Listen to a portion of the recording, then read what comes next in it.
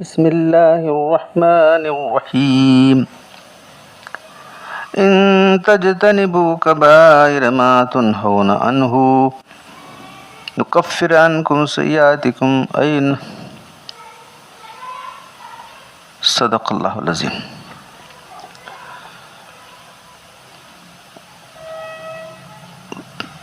اگر تم کبیرہ گناہ سے بچتے رہو گے تو ہم تمہارے صغیرہ گناہ جو ہے معاف کر دیں گے۔ تو باپ جو ہمارا جو عنوان چل رہا ہے وہ گناہ کبیرہ اور نفاق کے بارے میں چلا ہوا ہے۔ تو یہ پہلی حدیث بھی ہے، ابھی 10 حدیثیں باقی ہیں۔ وعن عبداللہ بن عمرو رضی اللہ عنہ قال قال رسول اللہ صلی اللہ علیہ وسلم الکبائر الاشراک باللہ وعقوق الوالدین وقتل النفس والیمین الغموس، رواہ البخاری، وفی روایت شہادۃ الزور بدل یمین الغموس، متفق علیہ حدیث۔ عبداللہ بن عمر رضی اللہ تعالیٰ عنہ سے روایت ہے کہ اللہ کے رسول صلی اللہ علیہ وسلم ارشاد فرمایا کہ کبیرہ گناہ یہ ہیں کہ اللہ کے ساتھ کسی کو شریک ٹھہرایا جائے، شرک کیا جائے، ماں باپ کی نافرمانی کی جائے، ناحق کسی جان کو قتل کیا جائے، جھوٹی قسم کھائی جائے، یمین الغموس یہ لفظ ہے۔ پھر دوسری اس میں جو ہے ایسی قسم جو جس کو ڈبانے والی ہو، غمس میں ڈبانا ہے، وہ قسم کھا کے کسی کو ڈباتا ہے آدمی۔ اس کے بجائے دوسری روایت کے اندر حضرت انس سے جو روایت ہے اس کے اندر جھوٹی گواہی ہے، شہادت الزور، جھوٹی گواہی دینا، جھوٹی گواہی دی کسی کے نقصان کرتا ہے آدمی۔ حدیث کی تشریح میں یہ لکھا گیا ہے حقوق کے معنی عزت دینے کی بات ہے، حق کے معنی کاٹنا ہے، آنکھ حقوق، تو والدین کی نافرمانی کرنا جو ہے گناہ کبیرہ ہے۔ شریعت نے صرف یہ کہ والدین کی نافرمانی بڑا گناہ قرار دیا ہے، بلکہ یہ بھی حکم ہے کہ مسلمان ماں باپ کو نہ کوئی اذیت پہنچائی جائے نہ ان کو ستایا جائے۔ ویسے کافر ماں باپ کو کوئی اذیت بھی نہ پہنچائی جائے، اگر ماں باپ کافر ہیں تو بھی اذیت نہ پہنچائی جائے، لیکن کو کفر سے نکالنے کے لیے کچھ تھوڑا سا سختی کا برتاؤ کیا کر سکتا ہے کفر سے نکالنے کے، لیکن یہ نہیں کہ جو ہے پوری طرح جو قتل کرنے چلے جائے آدمی، ہاں یہ اور بات ہے، جنگ کے جہاد کے موقع پر اور ہے، اور کوئی ان سے ایسا برتا نہ ہو جو اخلاق اور انسان سے گرا ہو۔ تفسیر عزیز میں ارشاد ہے وبالوالدین احسانا، قرآن میں آتا ہے والدین سے اچھا سلوک کرو، تو ماں باپ سے اچھا سلوک کرنے کا حکم بطور خاص 3 باتوں میں شامل ہے کہ ان کو کسی قسم کی ایذا نہ پہنچایا جائے، خواہ زبان سے ہو چاہے ہاتھ سے ہو، یعنی ان کو نہ تو مارا پیٹا جائے اور نہ ان کے ساتھ بد زبانی بد کلامی کی جائے، تو جہاں تک ہو سکے جان و مال سے دونوں کی ان کی خدمت کی جائے۔ تیسرے ان کی اطاعت اور فرمانبرداری کی جائے، جس وقت وہ بلائیں فوراً حاضر ہو جائے۔ تاہم علماء نے وضاحت کر دی ہے والدین کی خدمت کا حکم اس شرط کے ساتھ ہے کہ ماں باپ اولاد کے محتاج ہوں، اب خود محتاج نہیں، بالکل اپنا سب کام کر لے سک رہے ہیں، کسی بچوں کے مال کی ضرورت نہیں ہے، تو اور اولاد اتنی قوت استطاعت رکھتی ہے، ماں باپ محتاج ہوں اور اولاد اتنی استطاعت رکھتی ہے کہ ان کی ہر طرح خدمت کرے تو ان کی خدمت کرنا واجب ہے اولاد پر۔ اگر یہ صورت نہ ہو، نہ تو والدین کے محتاج ہوں نہ اولاد اس پر قادر ہو، تو ایسی صورت میں خدمت کرنا واجب نہیں اولاد پر۔ اس طرح والدین کی فرمانبرداری کا مسئلہ بھی ہے، اگر وہ کوئی اچھے کام کا حکم دیں یا خلاف شرع سے روکیں تو شریعت خلاف حکم نہ دیں تو ان کی اطاعت کرنا ضروری ہے۔ اگر وہ خلاف شرع حکم دیں، مثلا واجبات کو ترک کرنے کے لیے کہہ دیں یا فرض حج سے روکیں تو ان کی اطاعت نہ کرنی چاہیے۔ دیکھیں کتنا بیلنس ہے۔ اگر سنت موقدہ کو چھوڑنے کو کہیں تو مثلا نماز کی جماعت سے روکیں، عرفہ کے روزے کو روکیں، تو اس میں صحیح قول ہے کہ اس طرح کا مرتبہ 1-2 مرتبہ مان سکتا ہے، ان کی اطاعت کرنے میں کوئی حرج نہیں۔ اگر وہ اس طرح سے مستقلاً ہی روکتے رہیں گے تو ان کا حکم نہ مانا جائے۔ ہاں نفل عبادت کو روکیں، یہ کہیں کہ ہماری خدمت میں رہو تو ان کی حکم برداری کرنا چاہیے۔ فرائض، واجبات اور نوافل، یہ یہ جب اس کے خدمت کے محتاج ہیں. یمین غموس کہتے ہیں جس کا تعلق گزشتہ زمانے میں ہو. مثلا کسی شخص کو کسی فعل کے بارے میں اس قسم کہا کہ خدا قسم میں نے فلاں کام نہیں کیا ہے، اس کام سے اس کا بہت بڑا نقصان ہوتا ہو، جس کے لیے متعلق قسم کھایا جا رہا ہے اس کو اپنے آپ کو بچانا، دوسرے کو ڈبانا ہوتا ہے، حالانکہ اس نے کیا تھا. یہ بہت بڑا گناہ ہے. اس طرح جھوٹی گواہی دینا بہت بڑا گناہ ہے. حدیث نمبر 3 عن ابی ہریرہ رضی اللہ تعالیٰ عنہ قال قال رسول اللہ صلی اللہ علیہ وسلم اجتنبوا السبع الموبقات. قال یا رسول اللہ وما هن؟ قال الشرك بالله والسحر وقتل النفس التي حرم الله الا بالحق واكل الربا واكل مال اليتيم والتولي يوم الزحف وقذف المحصنات المؤمنات الغافلات. متفق علیہ حدیث. اس حدیث کو بھی امام بخاری امام دونوں نے روایت کیا ہے. حدیث کا ترجمہ یہ ہے، حضرت ابو ہریرہ رضی اللہ عنہ سے روایت ہے کہ اللہ کے رسول صلی اللہ علیہ وسلم نے فرمایا کہ 7 چیزیں جو ہلاک کرنے والوں سے بچو. تو کبھی 3 کہا گیا ہے، کبھی 4 کہا گیا، کبھی 7 کہا گیا ہے. تو یہ حالات کے لحاظ سے جو سامنے مخاطب آدمی ہے اس کے لحاظ سے کہا گیا ہے، حد جو نہیں ہے اس کی. تو اس لیے جیسا کہ انہوں نے فرمایا کہ جو گناہ کبیرہ 1000 کے قریب ہے، 7 فرمایا جا رہا ہے. 7 ہلاک کرنے والی چیزیں کیا ہیں؟ تو پوچھا گیا اللہ کے 7 ہلاک کرنے والی چیزیں کیا ہیں؟ تو آپ نے سب سے پہلے اللہ کے ساتھ کسی کو شریک ٹھہرانا، جادو کرنا، جان کو اللہ نے محترم ٹھہرا ہے یعنی حرام حرمت والی ٹھہرا ہے اس کو قتل کرنا، نہ قتل کرنا، یتیم کا مال کھانا، اور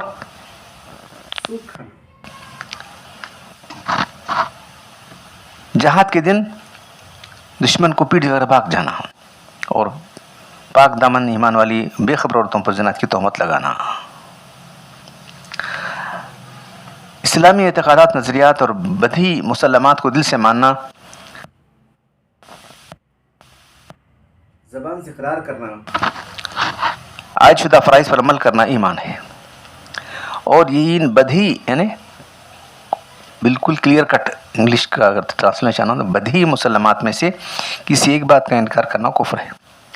اگر ان کا تجزیہ کیا جائے تو معلوم ہوا کہ ایمان کی صرف یہی ایک صورت ہے کہ دین کے بدیہی مسلمات زبان اور دل سے مان لی جائیں، ان پر عمل پیرا ہو جائے. برخلاف اس کے کفر کی کئی صورتیں ہیں، اور دین کی بدیہات میں سے کسی ایک بات خواہ وہ بقیہ سب کا اقرار کرتا ہو تو بھی کافر کفر ہو جاتا ہے، سب کو مانتا ہے ایک نہیں مانتا تو بھی کافر ہو جائے گا. پھر علماء کی تصریح ہے، یعنی علماء نے اس بات کو واضح کیا ہے کہ کفر صرف قول کے ساتھ ہی مخصوص نہیں بلکہ بعض افعال سے بھی کفر ہو سکتا ہے. یوں تو کفر کی ہر قسم انسانیت کے دامن پر سب سے بڑا بدنما داغ ہے، لیکن اس کی جو قسم ہے سب سے بدترین ہے وہ شرک ہے. تو شرک بھی کفر کی ایک قسم ہے، یاد رکھو. تو یہاں تفصیل سے لکھا ہے اللہ تعالیٰ کی ذات میں، اس کی صفات میں، اس کی اختیارات میں، اس کی بات میں کسی کو شریک بنانا نہ صرف اعتقادی حیثیت سے ایمان و اسلام سے صریح بیزاری کا اظہار ہے بلکہ فطرت پر ایک بہت بڑا ظلم ہے. عقل و دانش سے سب سے بڑی بغاوت بھی ہے. اللہ تعالیٰ نے انسان کی تخلیق کر کے اس کی فطرت کو کفر و شرک کی ہر قسم کی آلودگی سے پاک صاف رکھا ہے، مگر اب انسان اپنی فطرت کو شرک کی آلودگی سے ملوث کرتا ہے تو ظاہر ہے کہ وہ اپنی فطرت اور اپنی ضمیر کی صداقت کا گلا گھونٹ کر مذہب و انسان دونوں کے حصے سے تباہی و بربادی کے غار میں جا گرتا ہے. اس لیے پروردگار عالم کا اٹل فیصلہ ہے، اس کی بارگاہ میں ہر کوتاہی و لغزش قابل معافی ہو سکتی ہے، مگر شرک کا جرم ہرگز قابل معافی نہیں ہوگا، اس کی سخت سزا مشرک کو بھگتنی ہوگی. اللہ تعالیٰ کی پاک جنت میں اس کے لیے کوئی جگہ نہ ہوگی. اس لیے اللہ تعالیٰ نے فرمایا لا ان اللہ لا یغفر ان یشرک بہ ویغفر ما دون ذلک لمن یشاء. تو سورہ نساء میں 2 جگہ آیت آئی. بلا شبہ اللہ تعالیٰ اس جرم کو ہرگز نہیں معاف کریں گے کہ ان کے ساتھ کسی کو شریک ٹھہرا جائے. ہاں اس کے علاوہ جتنے گناہ ہیں اللہ چاہے تو معاف کریں گے، چونکہ شرک انتہائی فطرت کی سے سعادت و نیک بختی کی جڑ اکھڑا کر پھینک دیتا ہے، انسان کی روحانی ترقی کی تمام استعداد کو موت کے گھر اٹھا دیتا ہے. قرآن کی نظر میں شرک اللہ تعالیٰ کی سب سے بڑا افطرا ہے، بہتان ہے، سب سے بڑھ کر بے دلیل ہے، خلاف ضمیر بات ہے، نفس انسانی کے لیے ابدی موت ہے. اس لیے حدیث میں جنہیں ہلاکت چیز باتوں کے موبقات کے معنی ہلاک کرنے والے وہ بقر ابق ہلاک کرنا، ان میں شرک کا جرم سر فہرست ہے۔ شرک کی تعریف اور اقسام، تو الگ الگ لوگوں، ہمارے علماء کرام نے شارحین نے اپنے اپنے انداز سے شرک کی تعریف کی ہے، وہ سب صحیح ہیں، کبھی ایسا بتایا کبھی ایسا بتایا، تو جو ہے سب نے اپنے اپنے انداز سے کیے۔ تو اس موقع پر شرک کی تعریف، اس کی اقسام کچھ تفصیل سے بیان کی جائیں گی۔ شرع عقائد میں، شریعت جو کتابوں سے اصطلاح شریعت میں شرک سے کہتے ہیں کہ خدائی اختیارات میں غیر اللہ کو شریک ٹھہرایا جائے، جیسے کہ مجوسی اہرمن و جزا کو مانتے ہیں۔ اہرمن یعنی نیکی کا خدا، اہرمن یعنی برائی کا خدا، یزدان ہے نیکی کا خدا، یا خدا کے علاوہ کسی کی بھی پرستش کے لائق جانے، جیسے بت پرست کرتے ہیں۔ یہ بات پہلے بتائی جا چکی ہے۔ شرک جو ہے کفر کی قسم، اور اسی لیے شریعت نے شرک جو ہے کفر کے معنی میں آتا ہے۔ شیخ عبدالحق محدث نے اپنی ترجمہ مشکات میں شرع عقائد کی بیان کردہ شرک کی دونوں قسموں کا ذکر لکھا ہے کہ یہاں شرک سے مراد کفر ہے۔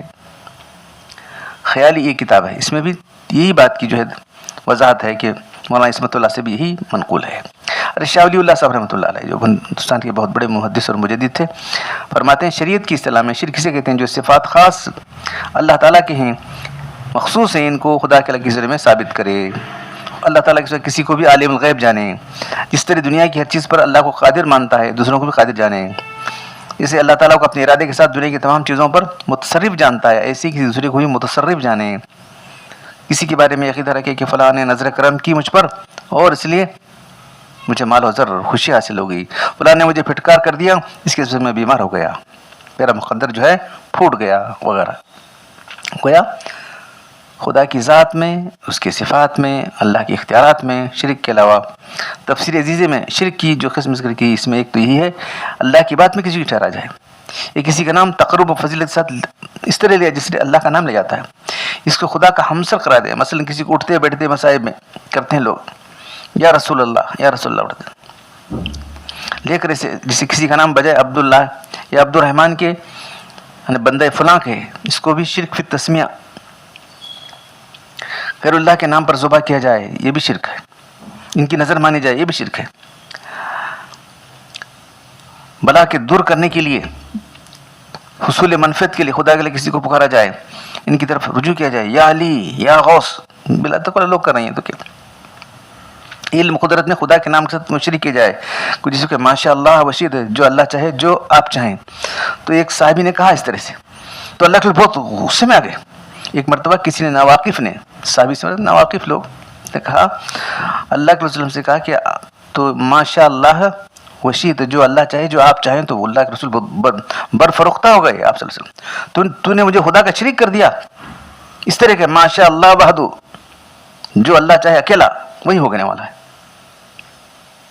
بعض کبیرہ گناہوں کو بھی شرک کہا گیا ہے، جیسے حدیث میں بارد شخص نے اللہ کے علاوہ کسی دوسرے کی قسم کھائی، تو قسم کھانے والا اس کو گواہ سمجھتا ہے، کسی کی قسم اس نے شریک کیا۔ بدشگونی لینا یہ بھی شرک ہے، ریاکاری کرنا یہ بھی شرک ہے۔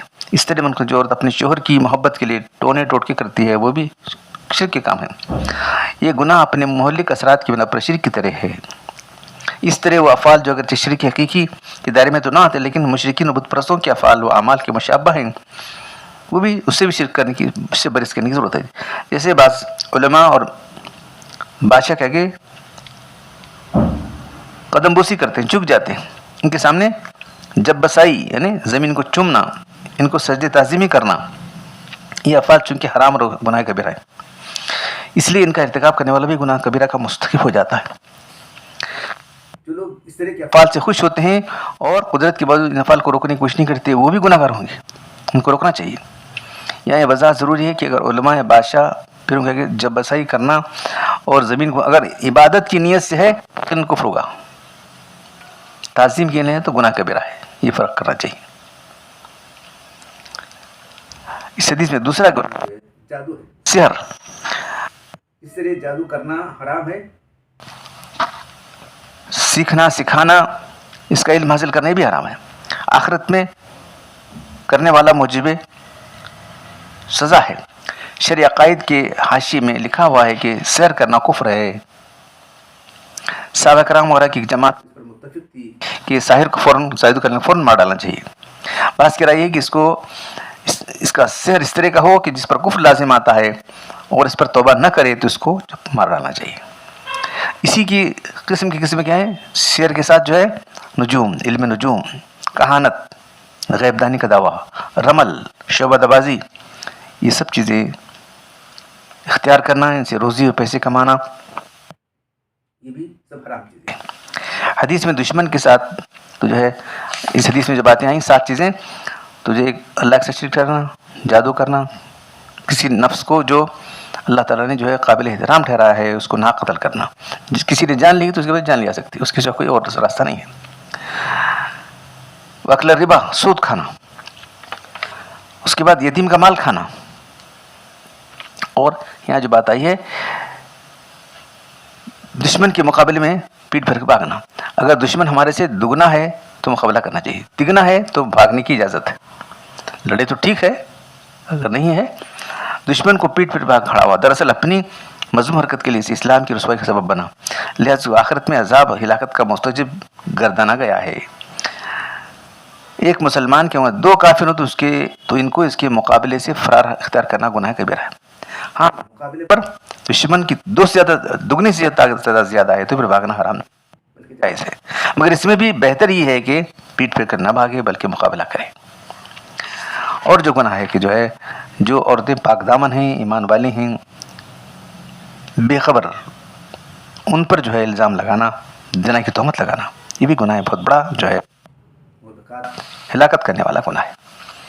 تو یہ 2 حدیثیں انشاءاللہ تعالی اور بھی حدیثیں آپ کے سامنے آئیں گی. تو یہ سارے گناہوں سے بچنا چاہیے. تو جس طرح صحت انسان کی ہوتی ہے، بیماری آتی ہے اس کو، تو یہ سارے گناہ کیا ہیں؟ ہمارے ایمان کے لیے بیماریاں ہیں. ہمارے ایمان کے لیے سب بیماریاں ہیں. تو ہماری صحت اچھی رہے گی تو ہم اچھے رہیں گے. زندگی کا لطف کب ہوتا ہے؟ اس طرح سے ایمان کا مزہ کب ہوتا ہے؟ جبکہ ایمان ہمارا سارے گناہوں سے پاک ہو. تو ہم کو چاہیے کہ تمام گناہ جو ہے ہمارے ایمان کو ہلاک کرنے والے، جس سے دنیا کی زندگی بھی اجر ہو جاتی ہے اور آخرت میں تو اس کا عذاب ہونے والا ہے اگر توبہ نہیں کیا ہے تو ہم کو چاہیے کہ جو گناہ آپ کو گنائے جا رہے ہیں ان سے پوری طرح بچنے کی کوشش کریں. اللہ تعالیٰ مجھے آپ سب لوگوں کو گناہ کبیرہ سے بھی، صغیرہ سے، دونوں سے بچنے کی توفیق عطا فرمائے. سبحان ربک رب العزت عما یصفون وسلام علی المرسلین والحمد للہ رب العالمین.